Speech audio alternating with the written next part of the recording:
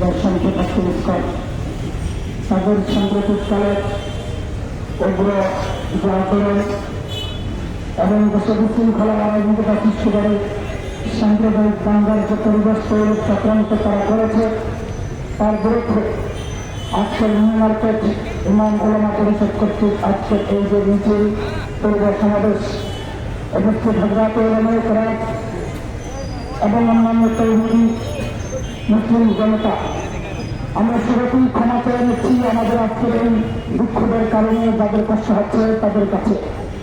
আল্লাহ তাআলা তাদের এই কষ্টকে নাজাতের ওসিলা বানায় দেন। আমাদের স্পষ্ট পয়গাম্বর সালাম নানানভাবে তারা কথা বলেছে, নতুন কথার সুযোগ নেই। আল্লাহ তাআলা আগেই জানিয়ে রেখেছে মুসলমানদের চরম শত্রু দুইটা সম্প্রদায়, ওয়ালা তাজিদান্না আশাদ্দান-নাসি আযাবাতান লিল্লাযীনা আমানু আল-ইয়াহুদ ওয়াল মুশরিকুন। ইহুদি এবং মুশরিক এরাই হচ্ছে মুসলমানদের চরম শত্রু, আল্লাহ আগেই জানিয়েছে। আজকের যদিও ইসলামকে আমরা দেখছি হিন্দু জঙ্গি সংগঠন, আসলে ইসলামের গোড়া 1966 থেকে যাদের কার্যক্রম চালু হয়েছে সেই গোড়া হাতে দেখা যায় গোড়া আসলে আমাদের চরম আরেক শত্রু ইহুদি। সেই ইহুদিরাই এদেরকে উৎস দিচ্ছে, সাধারণ হিন্দুদেরকে উৎস দিচ্ছে।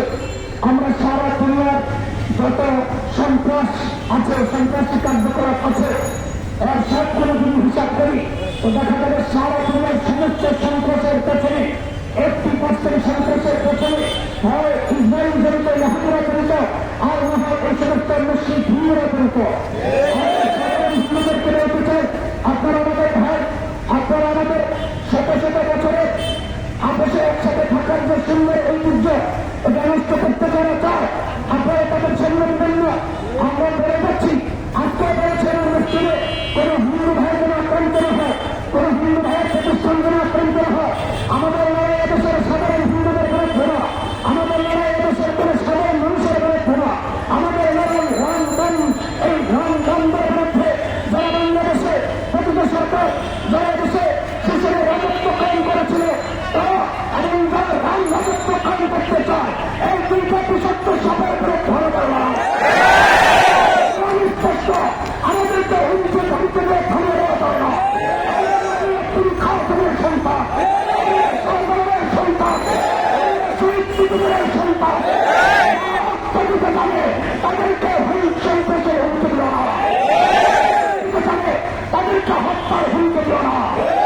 পেশার স্বাধীনতা রক্ত দিয়ে রক্ষা করতে চায়,